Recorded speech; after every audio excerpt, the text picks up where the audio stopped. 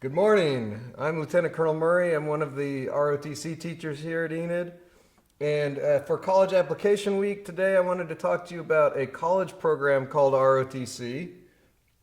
And this is a way where you can earn a commission into a military service, whether it's Army, Navy, Marines, or Air Force, depending on which program you go to and which college you go to. Some colleges have different programs. But both OU and OSU have these programs, and you do not have to be a member of Junior ROTC to join, and there are scholarships available.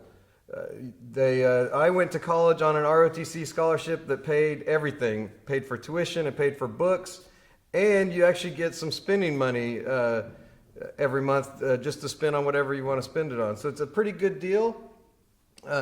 I encourage you to look into it. It's just like any other class. You can sign up for it. You take a couple hours a week. And if you choose to continue in the program all the way through your senior year and graduation from college, then you get commissioned as a second lieutenant or an ensign in one of the military services.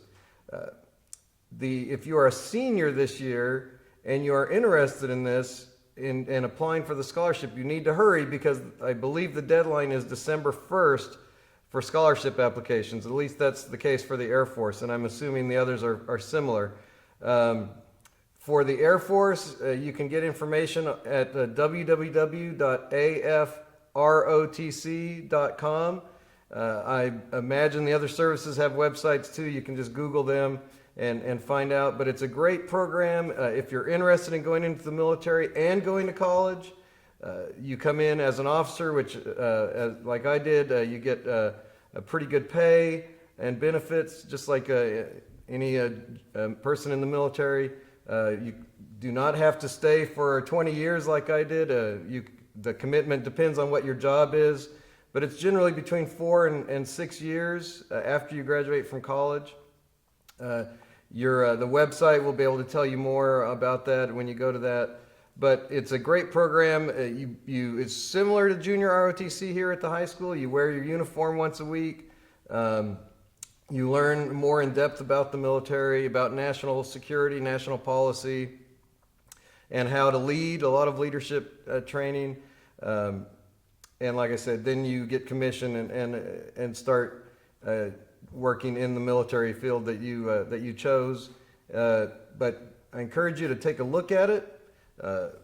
If you have any questions about what it might be like, you can come and talk to me in room 124, and I can tell you about my experience. It has been a little while since I've been through ROTC, but I think it's still pretty similar.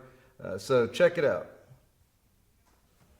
Good morning, pages and plainsmen. Mr. Ryan Costello from EHS Stuco and the announcements back here with you again on a wonderful Vision Week or two. Wednesday. Today, I wanted to talk to you about the Great Expectations quote and Great Expectations principle of the week.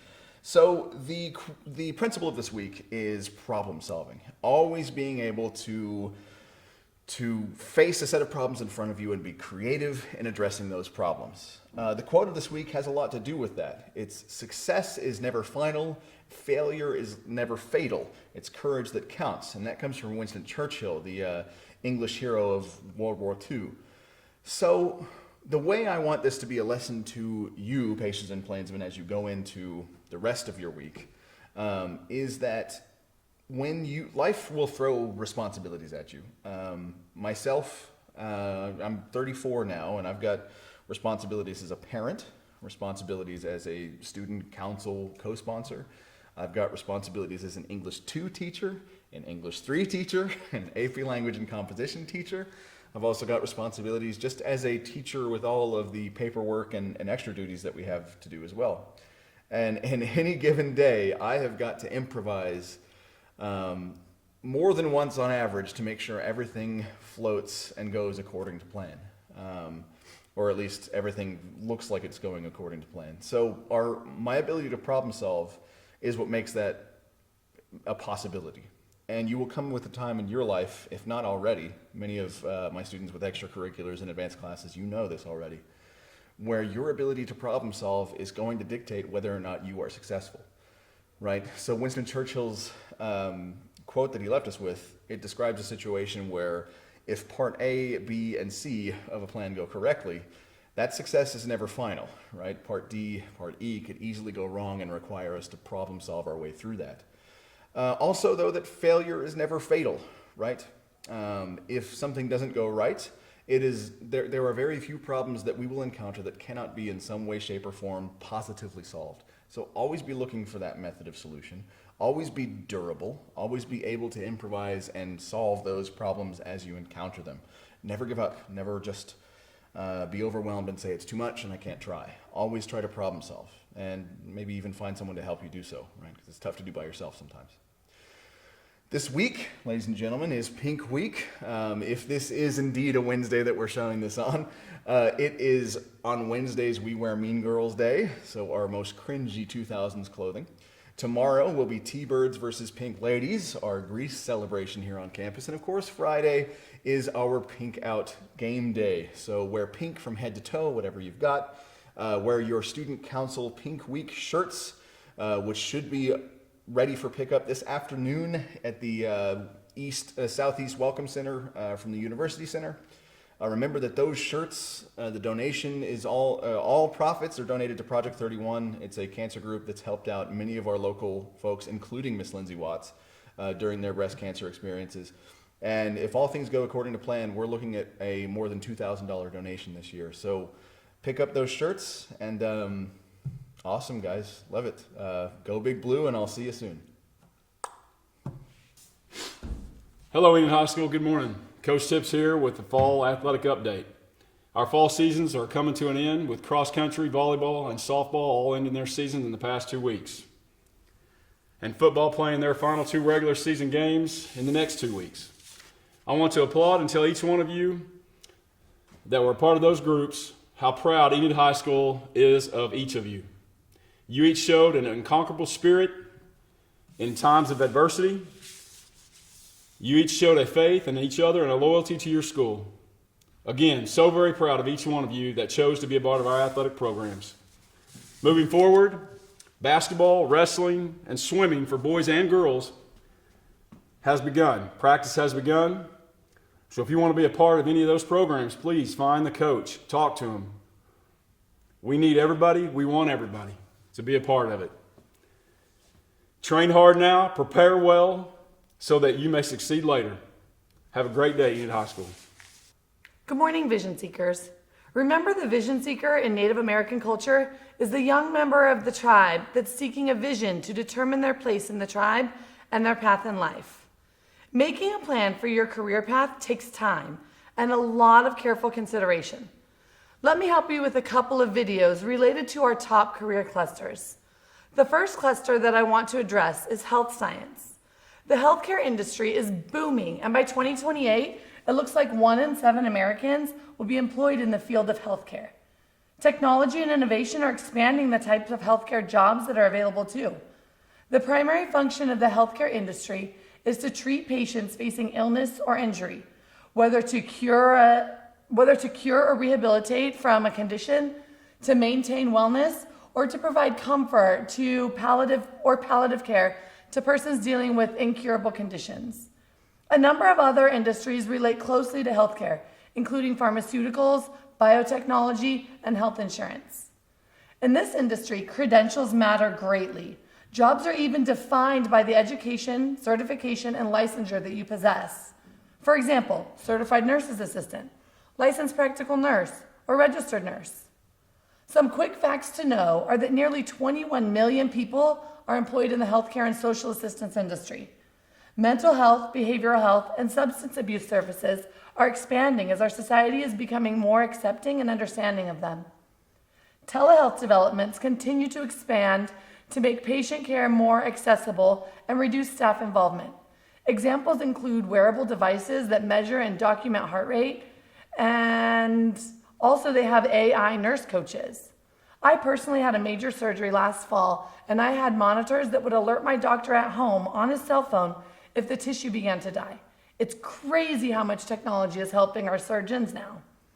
And as more healthcare records and information are communicated digitally, Protecting patient data is increasingly important.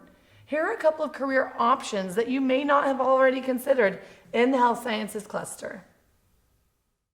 Have you ever wanted to improve your diet but been overwhelmed with all the advice, opinions, and options available? Enter Dietitians and Nutritionists, experts in the use of food and nutrition to promote health and manage disease.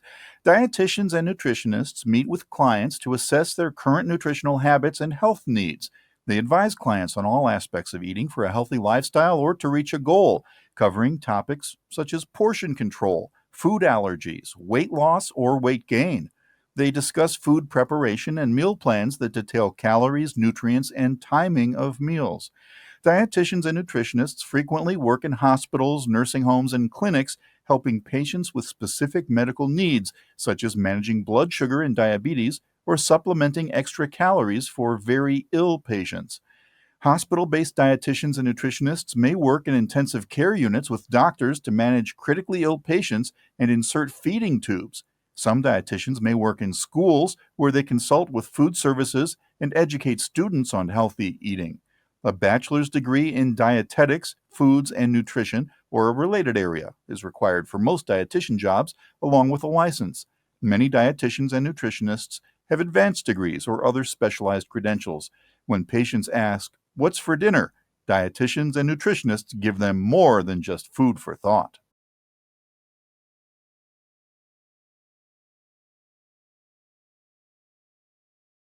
With equal parts compassion and competence, licensed practical nurses and licensed vocational nurses, or LPNs and LVNs, play a crucial role in providing patient care. LPNs and LVNs help patients in nursing homes and other healthcare facilities, working under the direction of doctors and registered nurses, or RNs. LPNs and LVNs check patients' vital signs, change dressings, and provide other types of basic patient care. They also help patients bathe and dress when needed. Record keeping is an important aspect of the job, as is communicating patients' concerns and questions to doctors and RNs. The exact duties of LPNs and LVNs vary by state, but their role on the front line of patient care doesn't. Practical nursing takes patience and stamina. Attention to detail is essential in this career, as is being observant and communicating clearly. Licensed practical nurses and licensed vocational nurses work in nursing homes, hospitals, doctors' offices, and in home health care. Becoming an LPN or LVN starts with completing a state-approved program, which usually lasts about 1 year. Licensure is required in all states.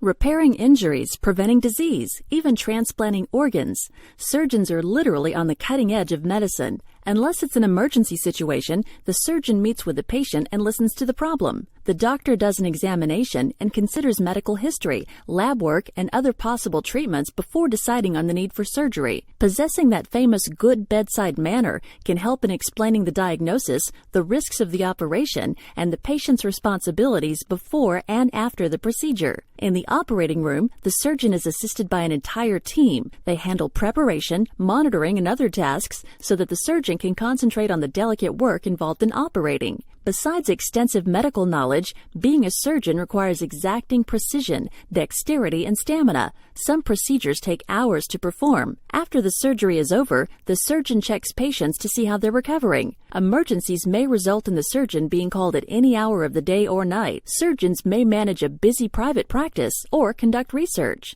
They keep detailed records on patients and often write reports. Some develop new surgical techniques that they teach to other surgeons or students. This career requires a significant investment of education. Surgeons tackle a 4-year bachelor's degree, followed by 4 years of medical school, then 5 to 8 years post-medical school training, depending on the surgical specialty. Surgeons make up America's single largest group of medical specialists. Few people come closer to actually holding someone's life in their hands than surgeons do. The other cluster that I want to address is actually our highest ranked cluster at EHS. It's hospitality and tourism. The hospitality and tourism industry provides the activities that we look forward to in order to experience a good quality of life. Most of us actually interact with hospitality workers every day, whether grabbing a cup of coffee, dining out, or going to the movies.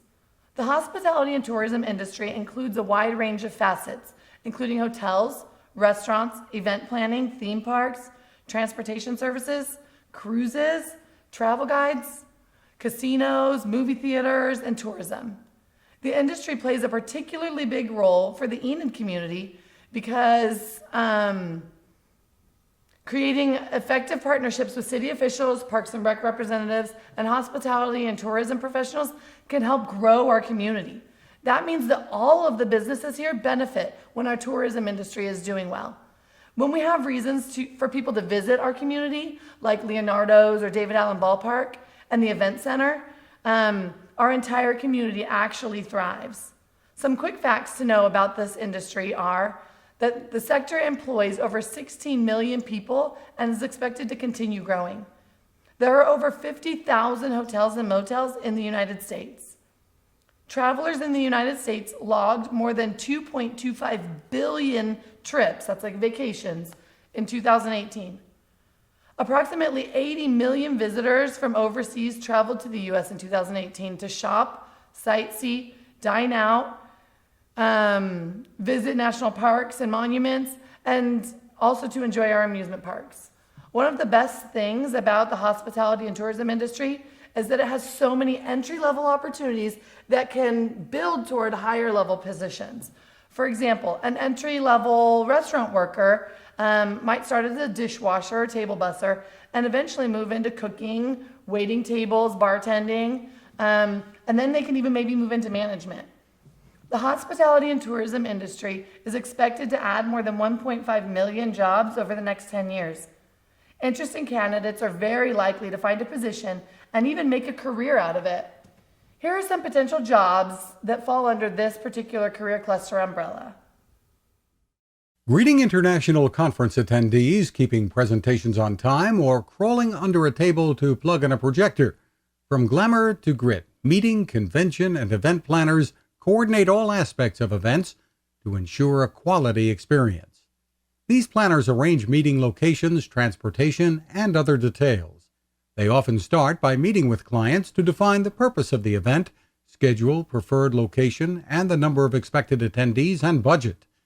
It's their job to obtain bids at competitive prices and at the event ensure details run smoothly. They may also organize speakers, entertainment, and related activities. These planners work for professional associations, convention centers, and hotels, in government agencies and corporations, or may specialize in planning weddings or fundraising events for nonprofits. Their fast-paced work environment requires keeping calm and making quick decisions. Resourcefulness and good communication are key. Most planners work full-time, with many additional hours just before and during events to keep things running smoothly. Applicants usually need a bachelor's degree, a major in tourism management, hospitality, or meeting and event planning is a plus. Some work experience at a hotel, convention center, or planning events may be needed. Professional certifications may improve job prospects.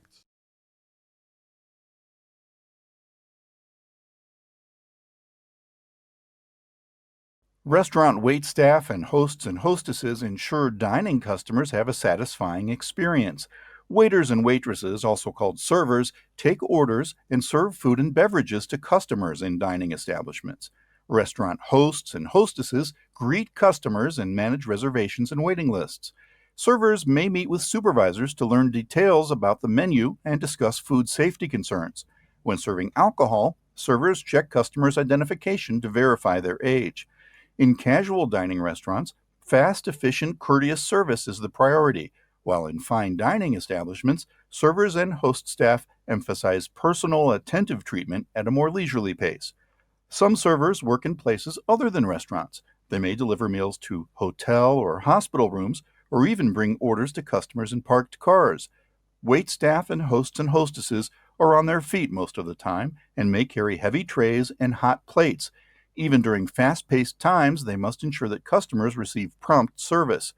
Part-time work is very common, often with morning or evening shifts, including weekends and holidays.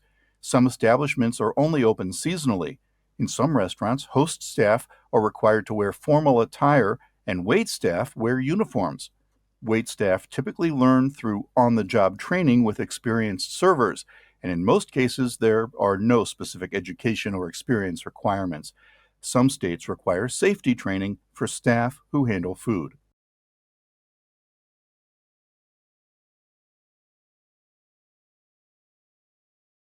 Some people think the words chef and cook mean the same thing, but in the restaurant world, there's a big difference. Chefs are more highly skilled and better trained than most cooks and have more responsibility for designing the meals that make a restaurant's reputation. But it's not just about the food. This job requires good organizational and management skills. Sometimes called a head cook, the chef supervises the entire kitchen staff and keeps track of supplies and schedules. A chef should have a highly refined and inventive sense of taste. He or she creates the menu items and often prices them too. Advancing in this field may depend as much on limiting food costs and supervising less skilled workers as it does on creating a memorable menu. To keep things running smoothly in a hot, noisy kitchen, chefs need to be expert multitaskers. The work is fast-paced, and a missed detail can result in time lost and wasted food, not to mention an unhappy customer. Chefs are on their feet for hours at a time, often working evenings, weekends, and holidays. While many cooks learn skills on the job, chef and head cooks usually hold degrees in the culinary arts from a recognized cooking school. Many employers look for safe food handling certificates as well. Chefs advance by moving to new jobs and learning new skills, sometimes opening their own restaurants. And while only a few ever get their own cooking show, they're always delighted to accept your compliments. I hope that these short explanatory videos about these careers help you understand that there are so many options and opportunities out there. Whether your plan is to get a job right after graduation or work your way up, whether you might attend Autry Technology Center and get a certification, and they even have resources there that can help you find a job after you attend there, or whether your plan is to go to college. You are in the driver's seat of your life. You need to understand how important career exploration is for your future. You're capable of amazing things, Enid High School. Explore, dream, and do. Have a great day.